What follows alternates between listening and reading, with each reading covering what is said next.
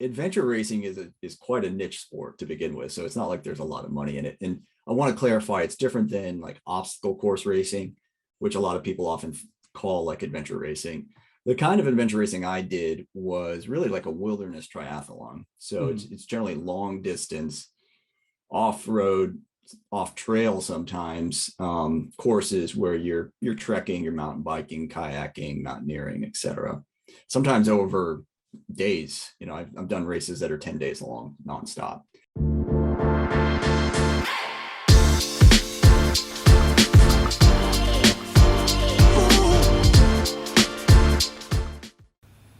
This episode of the Smart Athlete Podcast is brought to you by Solpre. If you're active at all, whether you're running or simply out walking for the day, you've probably experienced one of the number one problems that active people have, and that's chafing. Solpre's all-new, all-natural anti-chafe balm solves that problem while feeding your skin the vital nutrients it needs to be healthy. If you'd like to stop chafing once and for all and treat your body right, go to solpre.com to check out the anti-chafe balm today. That's SOLPRI.com. My guest today has 2 degrees from Yale, both in cognitive science and econometrics. He is an adventure racer, what I would consider a former pro, but we can get more into that and maybe why he would or wouldn't consider himself a pro. He's a published author. He has a background in data science and currently is the CEO of Nature Quant. Welcome to the show, Jared Hanley. Thanks for having me, Jesse. So, Jared, we're gonna do a deep dive on data in Nature Quant, but I want to come back to the thing I just mentioned, your background in adventure racing, and you mentioned before we got going, you were kind of a pro asterisk next to it. So explain to our listener like why what that means and why you're kind of like hedging your bets on whether you were a pro or not. Yeah, so adventure racing is quite a niche sport to begin with, so it's not like there's a lot of money in it. And I want to clarify, it's different than like obstacle course racing, which a lot of people often call like adventure racing. The kind of adventure racing I did was really like a wilderness triathlon. So it's generally long distance, off road, off trail sometimes, courses where you're trekking, you're mountain biking, kayaking, mountaineering, etc. Sometimes over days. I've done races that are 10 days long, nonstop. But it's a very niche sport, and so even if you are sponsored and you have some, basically brands supporting your team, paying your race travel entry fees, you're not making any money in it. So I don't know if that counts as professional, really. It's just a way to support my passion for the sport. Yeah, it seems like there's so many, especially in endurance, like there's so many like niche types of endurance races. Adventure racing, obviously obstacle course racing, ultras, variations there. And there's so many different things people can be doing that we each have our own thing, but then at the same time, because they are so niche, then you don't have the big audience to like bring money in and make it more of a like paid professional kind of situation. Yeah, you definitely can't quit your day job. I'll put it that way. So what were you doing, when you were doing these, Nature Quant's still relatively new. So I'm guessing this is before Nature Quant started. I think maybe around that time you met Chris. So for you, the listener, a little backstory. Episode 130, I interviewed Dr. Chris Minson, who's a professor at University of Oregon. We talked about a lot of really great stuff. So you check out that episode afterwards. But he referred Jared, they worked together at Nature Quant. So what's the story about meeting Chris and kind of the genesis of how this company kind of got going? Yeah, it's kind of funny. I knew Chris Minson or Dr. Minson for a while because we live in the same town. We're both avid mountain bikers and backcountry skiers. And we happened to be on a same backcountry ski tour where you basically ski from hut to hut, and each hut is kind of situated next to a lot of great backcountry skiing lines. Our third co-founder, a guy named Chris Bailey, who's our CTO, was on that trip as well. And we were all out there, obviously just having a blast, unplugged from screens, talking about how good we feel physically and mentally just being in the wilderness, and thinking about how we can bring this to the masses. Me with my background in data science, Dr. Minson, who is a kind of a world leader in human physiology and how environments impact physiology. And then Chris Bailey, who is our CTO, who is a data wizard and can build anything basically that has to do with software. We're kind of a great combination to launch this company. So that's oddly kind of how the thing was formed.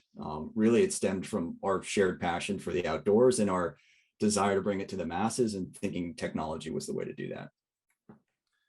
Well, and you and I were talking about this before we got going, a little bit of your current ironic predicament of advocating people to be outside and then being stuck inside because things are going so well for you guys.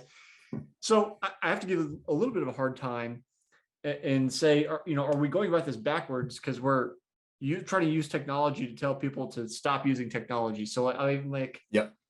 Are we sending a consistent message, or is it mixed messages here? Oh no, the irony is very thick. I recognize that. One thing I'll say about our app, particularly, which is just one of our products, it's called Nature Dose, is we intentionally built it not to be part of what's called the attention economy. So it's not the kind of app that wants to suck you in and have you look at it for hours on end. It really is designed to operate silently in the background and monitor your time exposed to nature, kind of like a 10,000 step count, but not be something that's pinging you constantly or that you're obsessing over. In fact, we don't even deliver data in real time on purpose, because we don't want you outside looking at our app and saying, okay, how much has my nature credits, my nature dose grown? We kind of want you to just experience nature, unplug, get off screens.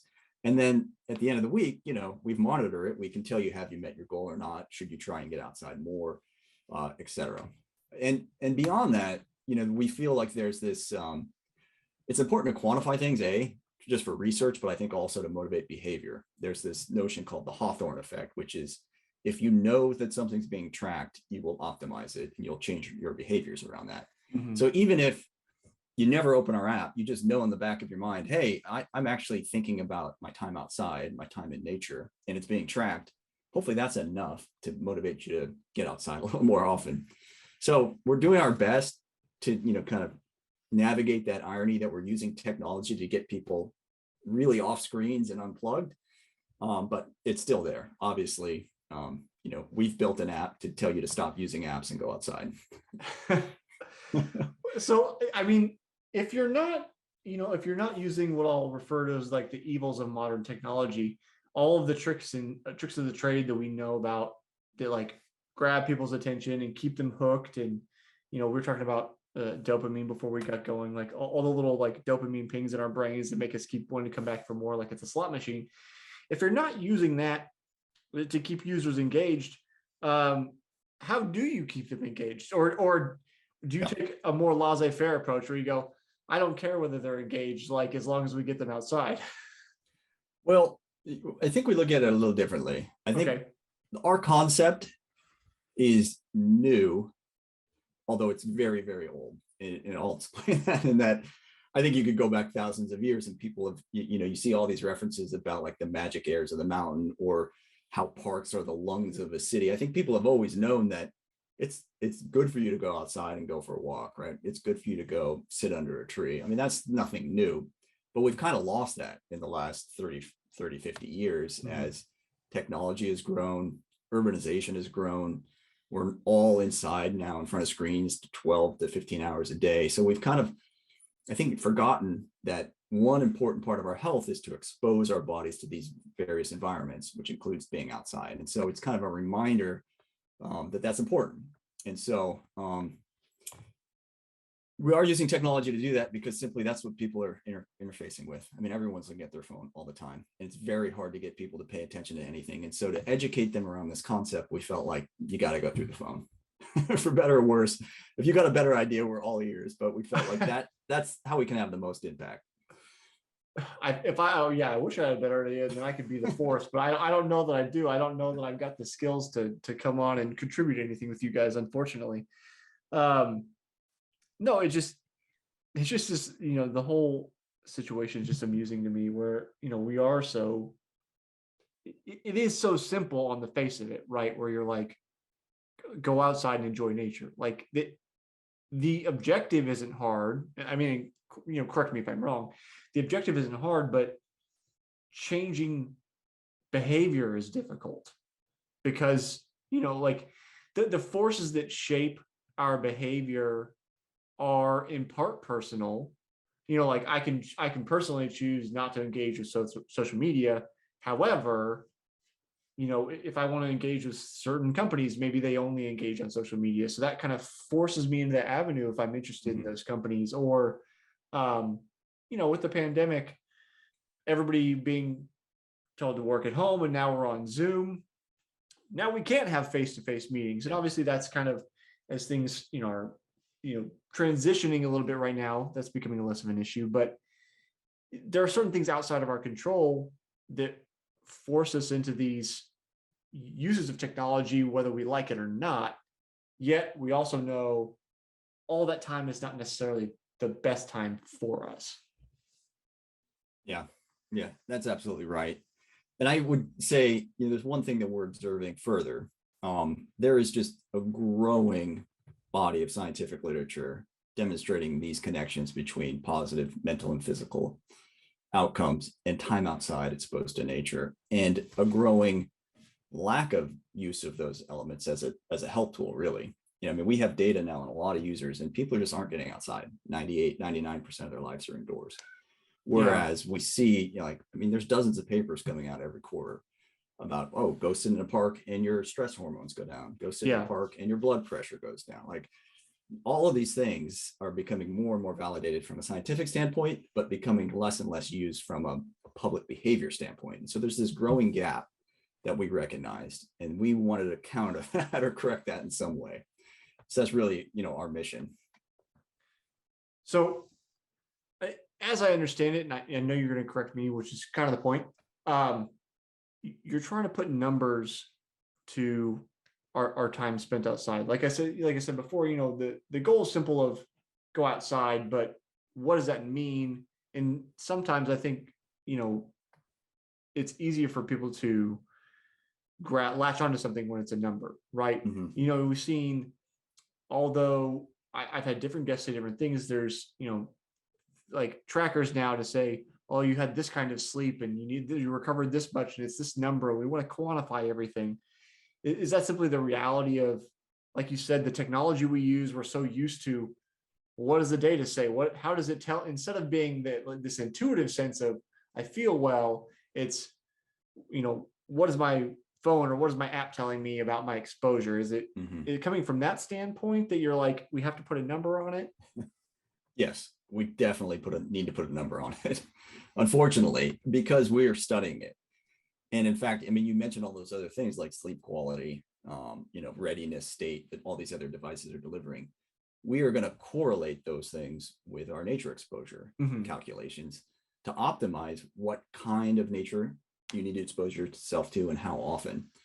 And so, we just don't have a better way to gain intelligence around, the impacts of behavior on our psychology and physiology other than quantifying them. And so with the numbers are just a, necessary component of that from my perspective. I think for us, it is particularly hard because there's all these things that relate to nature, like a sense of awe, right? Like a view. Right. You can't really put a number on that. We're trying to quantify like mood, like how much happier are you after you were, sitting next to that river. That kind of stuff we'll never get right, but we at least can get a directional arrow as to what is good versus bad. I think we can get better and better at just kind of optimizing our health. I wanted to ask you a little bit about the kind of the nature of the development of the company, where you started off, had this goal, and then realized that, I'll say, you like bit off more than you could chew.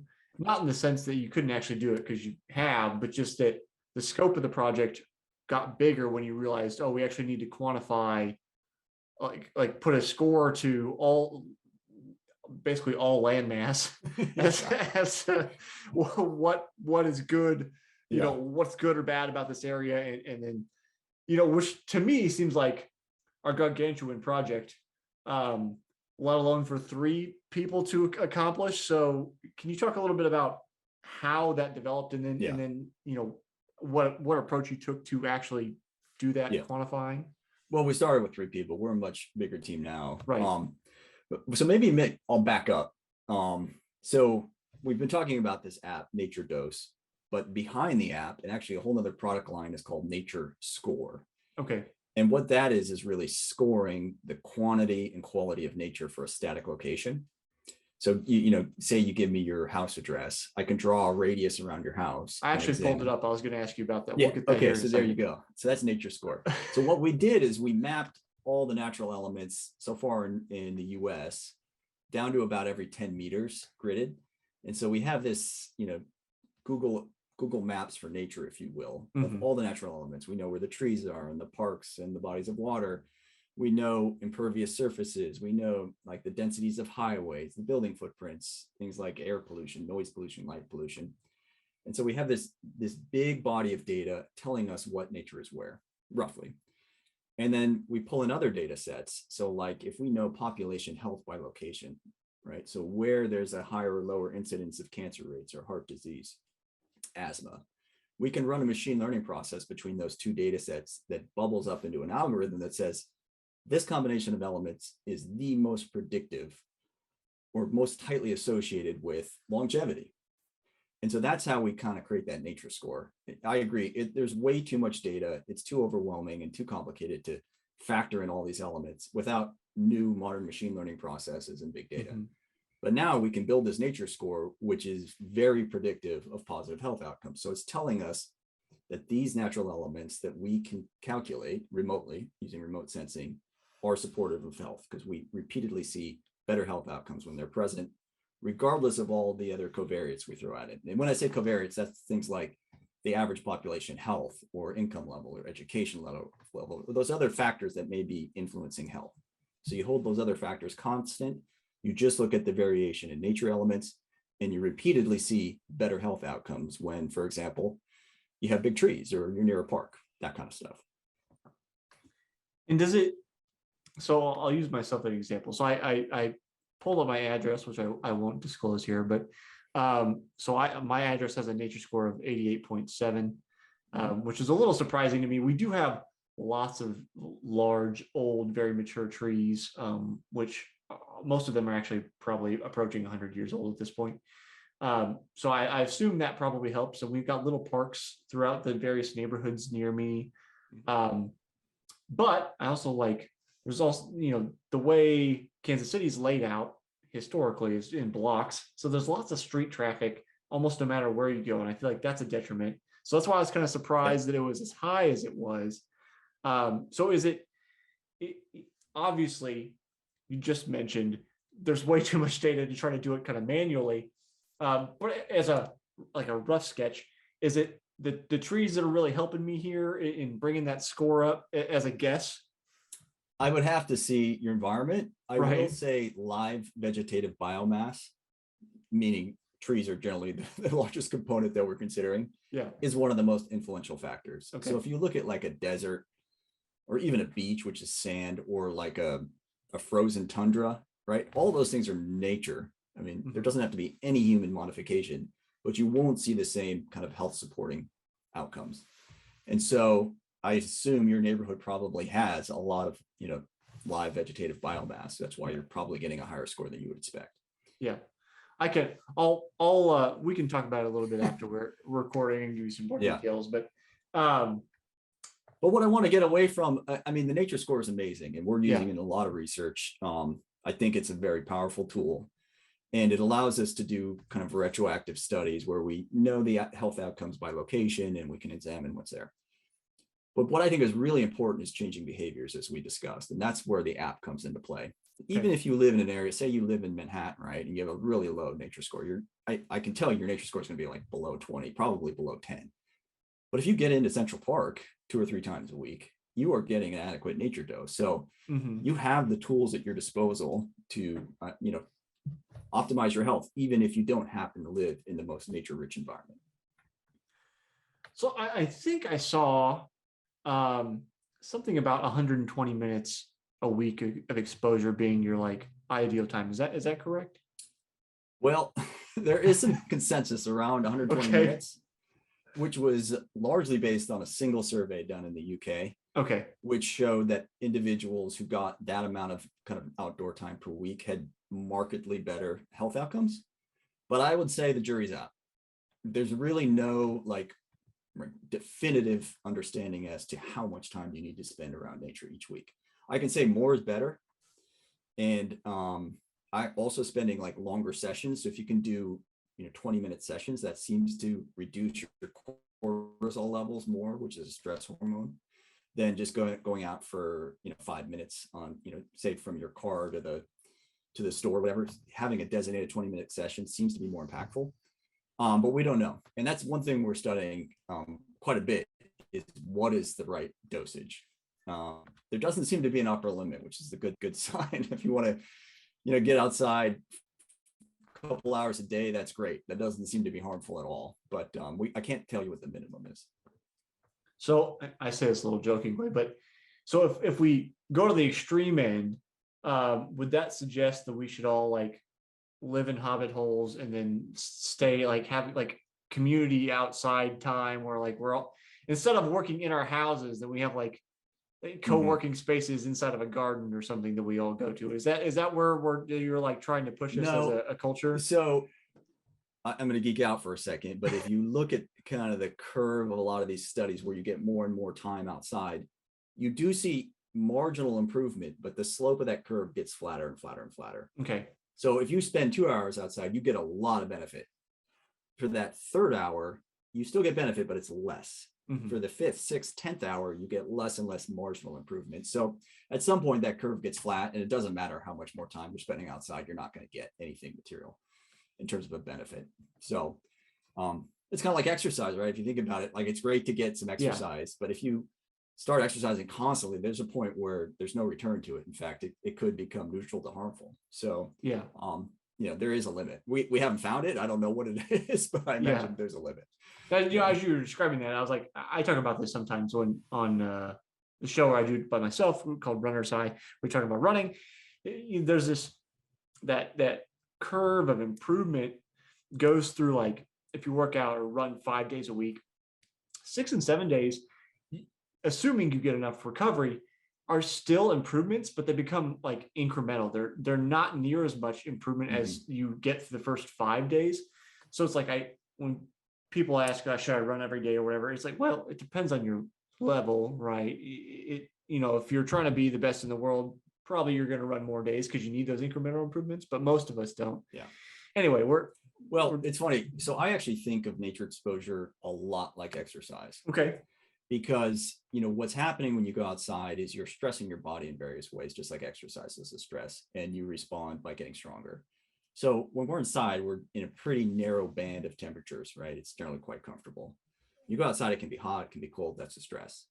When you go outside, you're getting sunlight, right? So there's UV exposure that your body, it's good up to a point where you're getting, vitamin D, et cetera, but it's also can be a stress. You're exposing your microbiome to a whole variety of things. Trees are emitting phytoncides, there's mushroom spores in the air, so there may be pollutants, who knows? But your immune system has to react to those foreign agents and get stronger. And in fact, we can measure that. There's these thing called natural killer cells, which are part of your immune response, or these little white blood cells that go around and attack viruses and cancers. And they jump up after you've been in nature. And they think, because that's just your immune response to being in this diverse, environment with a lot of foreign elements. So all these things are like stresses that your body then reacts to and gets a little bit stronger afterwards. So I do think of nature exposure as like another form of exercise for your body, or another kind of adverse experience that requires a response, which makes you ultimately stronger. I'm trying to make notes because I'm like, there's so many different things I want to ask you about. I'm going to back up a little bit here and then we'll jump back forward. So thinking about, we have this positive correlation with talking about green biomass. I think you said green biomass, but trees in my case. Mhm. I think, and again, you'll know better, so I'll say something stupid, and then you'll correct me, and I'll get to learn. Um, people talk about, oh, if you keep house plants, then you're healthier because they let off oxygen. I think there have been studies that are like that's not actually true. It's in terms of like making them more oxygen-rich environment. So then I have to think about, well, if I go outside, then I'm in a much larger airspace, I guess I'll say, with much larger plants. Do we know, is the benefit from, again, that thought of like oxygenation, the carbon dioxide oxygen exchange that the plants are doing?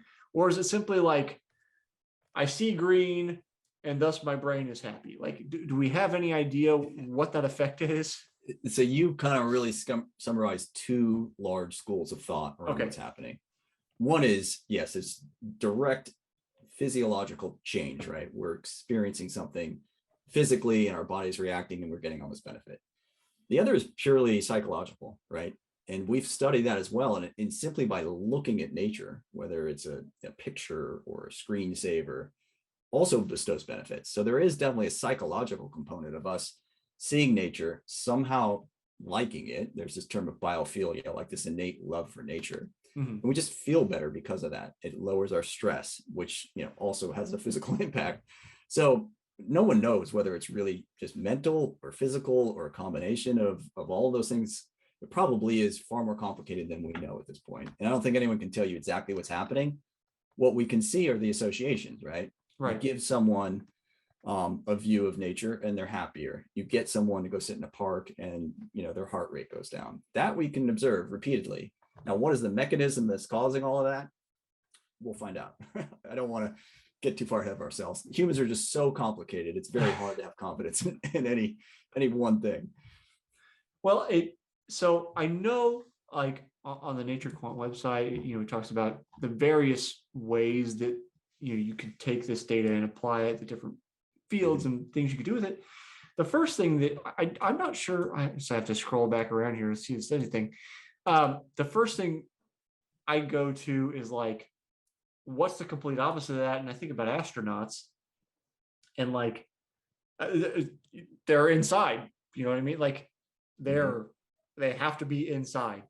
And I try to think about like, what are the implications for if we were able to, find that mechanism to suggest, oh, really, all just astronauts need to stare at a screensaver of plants for an hour a day or whatever, if you could figure out that actual mechanism, like, could you then improve lives in like the most harsh environments that humans can exist in? I think we can get there. I mean, we're doing the same with like our microbiome right now, right? Mm-hmm. And if you think about us interacting with our external environment in kind of a similar way, we can understand what elements need to be there to optimize our health. We're certainly not there yet, but I can say there have been some studies where they'll put different kinds of tree oils in a room and see what happened to people. NASA has studied putting plants in rooms and seeing what that does to the air quality, as you mentioned, with mixed results. So, we're a ways off. I mean, what I want to say just generally again is like, when you're studying humans, it's impossible to know causality because our lives are so complicated. I mean, I've asked a number of people to like prove to me that broccoli is good for you, and you just can't do it, right? You could study people that ate salad, you could study people that had broccoli once a week, but there's so many other things happening in everyone's lives over the longitude of our lifetime that you never can identify one element that is the cause. And so it's the same with us in nature. I mean, I think we do see these associations that are so statistically significant. We know it's important, but we're not going to be able to parse away like it is the pine tree or, it is when you go and float down a river, like that's what you got to do. At least for the foreseeable future, I don't think we'll have that. But right now, we do know that all of this new lifestyle, sitting indoors in front of screens for almost 15 hours a day, never getting outside, is bad for us. That we know. And so we're just trying to start with something simple. Get outside, get around nature, and we know you're going to see positive impacts. So I did a video a while back. Again, you're talking about running. I did a video asking about just exactly what you do. Does running in nature provide a positive benefit, or does it helpful to you? And it seemed like a lot of the research that I could come up with, or my assistant could come up with, were studies done by like Japanese universities. For whatever reason, it seemed to be tons of Japanese studies. Is it? Yep. Is that largely where the research is being conducted? Do we just have a weird run of not being able to find anybody else? That's where it started in like the 70s or 80s. Okay. In Japanese culture, there's this notion, it's called Shinrin Yoku, which translates roughly into forest bathing. And at this point, it's a very, very common practice there. I've seen stats like 40% of the population regularly forest bathes. I mean, they've fully adopted that and recognize we just need to get into nature because it's so important. And so a lot of the science, particularly in the 80s and 90s, started in Japan, where this concept really took fire. In fact, they have a whole governmental office. It's called like the Ministry of Forest Bathing, which sole purpose is to get the public outside because they're trying to reduce public healthcare costs, keep the population healthy. So it's really embraced there.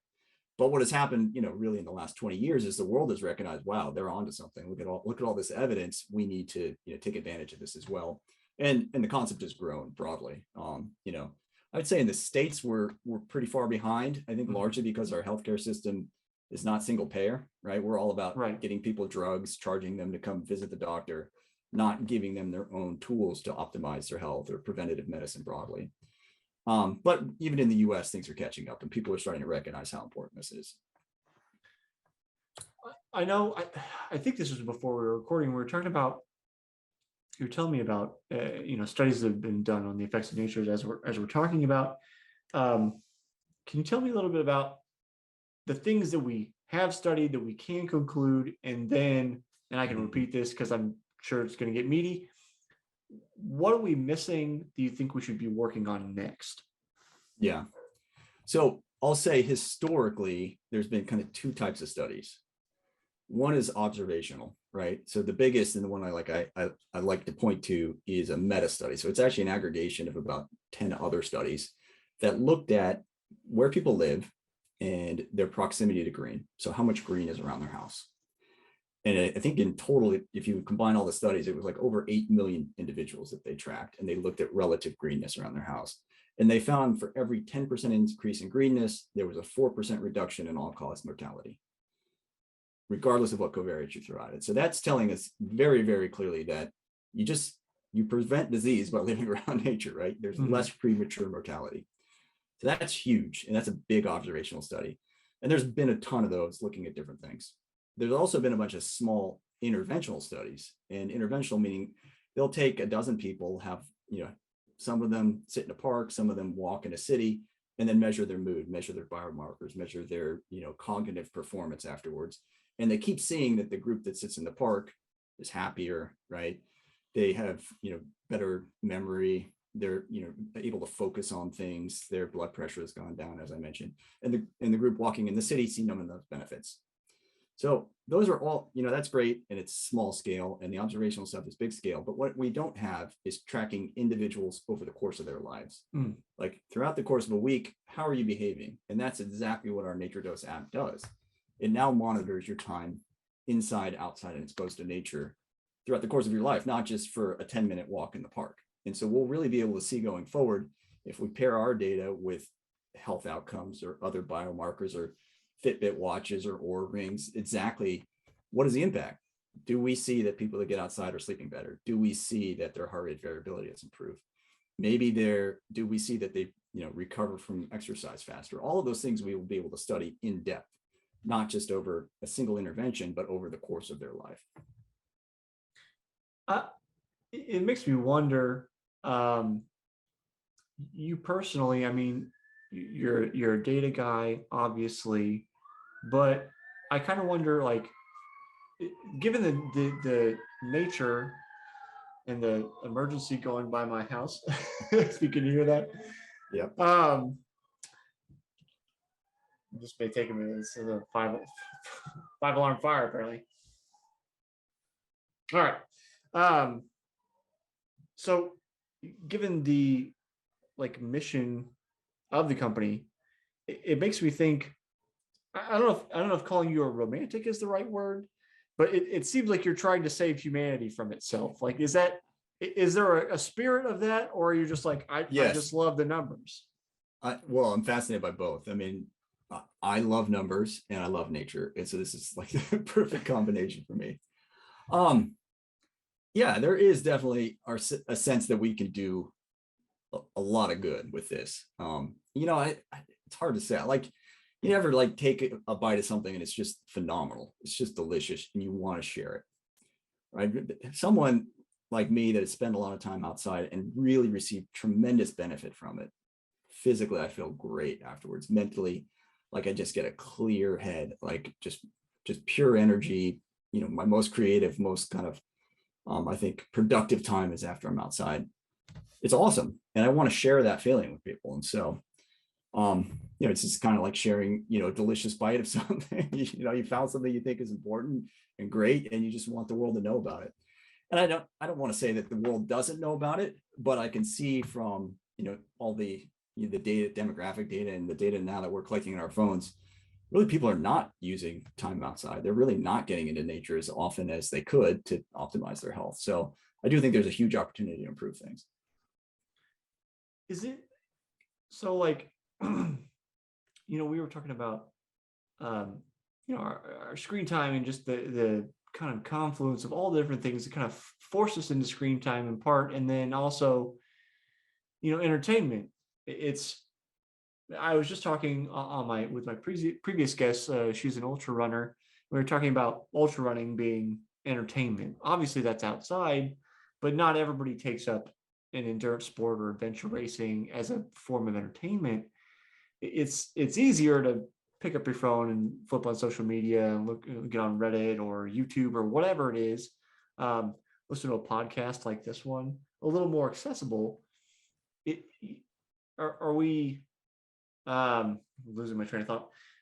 Are we working against ourselves? Is it like trying to get people to eat their vegetables when it's like, nah, I just want pizza. Like the pizza's delicious, and you're like, Yeah. yeah, but the vegetables are good for you. And like you said earlier, we can't prove that broccoli is the one thing that's going to save us. Like, are we working against our own nature to try to help ourselves, basically? Yeah, in a way. I mean, I think what you get out of nature, at least for me, is different than an instant dopamine hit or what you would classify as raw fun. There's Yeah. this. You may have heard this notion that there's like different types of fun. Right. The three types of fun. Nature is not always like type one fun. It's not always like, oh, this is great in the moment, but it certainly is rewarding and satisfying. And I think in total provides a lot of value to your life. And so, yeah, it might be cold outside or it might be hot and you might go for a walk and be a little bit uncomfortable, right, in the moment.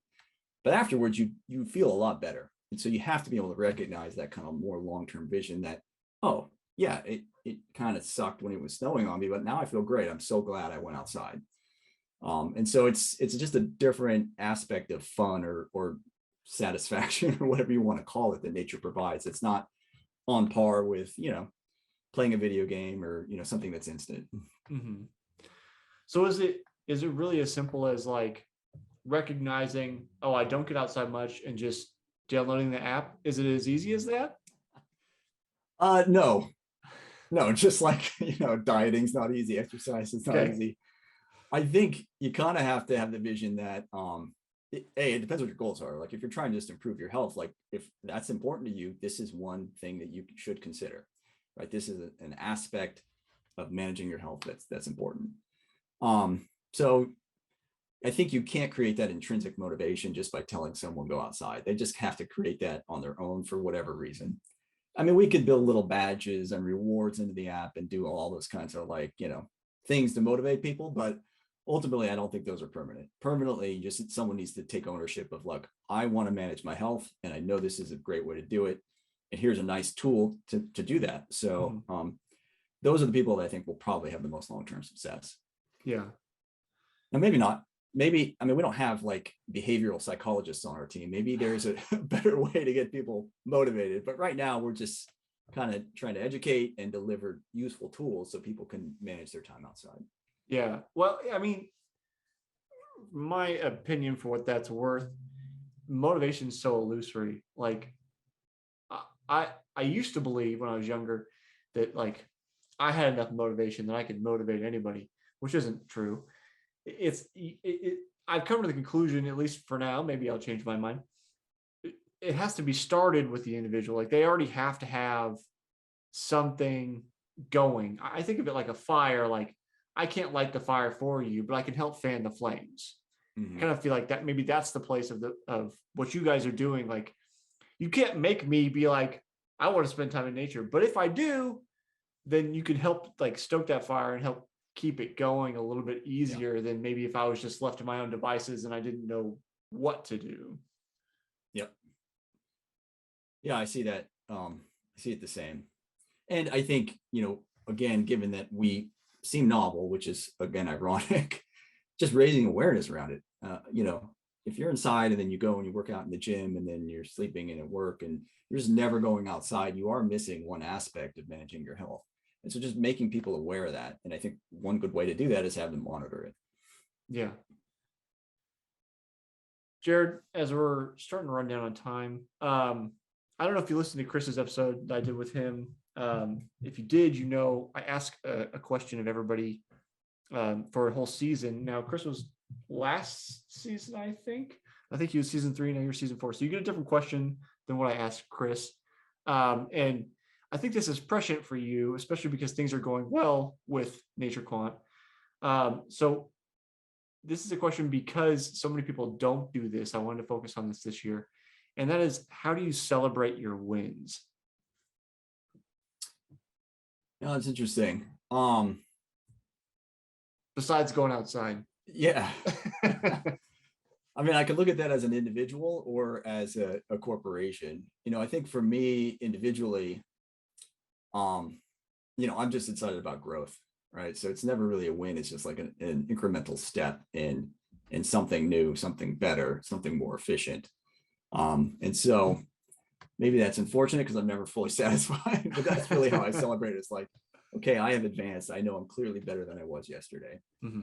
I think for the company, it's actually quite similar. As we've aggregated more and more data and applied our data in different ways, both, now the app going forward and the nature score data historically, we're finding all these new applications that are super exciting. We're looking at urban heat islands as they relate to nature.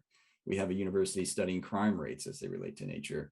And we also will be able to parse out like individual health outcomes. So that's all exciting. And I think, for me being curious and then seeing all these opportunities to apply all these new really amazing technologies to novel fields, it's just great. I mean, it's super exciting. Before we go, I just have one last thought. I'm reading this book, a very short thing, so it's like a before bed kind of thing. And you probably know, I'm going to butcher the pronunciation, but the Japanese concept of ikigai, where your career, your purpose, your passion, all these things come together, where life kind of becomes a little bit seamless. And the book focuses a lot on the blue zones, especially the ones in Japan where people have really long lives. Many of them spend time outside gardening. You talk about the things you're interested in, what you're doing, and I wonder, and maybe just hope for you, that this is your ikigai, that you found the thing that propels you forward in alignment with, all of your, life's missions and things. It definitely is feeling that way. I mean, I definitely wake up excited to do this, and I often forget that this is a job or a company. I mean, my colleagues are like, yes, that's really fascinating, but that's not part of the business. And so I'm like pulled into all these tangents because I'm just passionate about it. So yeah, I think you're dead on there. This is kind of it's a passion of mine as much as it is a company. Jared, if people want to check out the app, check out what you guys are doing, get in touch with you, any of that kind of stuff, where can they find that, download it, all that kind of stuff? Yeah, totally. Well, Nature Quant is the company, and our website's naturequant.com. The app is Nature Dose, as I mentioned, and that's available in the iOS or Android stores. You can download it. And then, I'm on LinkedIn, Jared Hanley.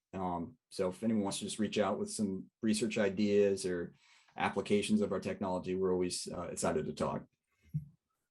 Awesome. Jared, thanks for hanging out with me today. Yeah, it was a fun conversation. Thank you, Jesse.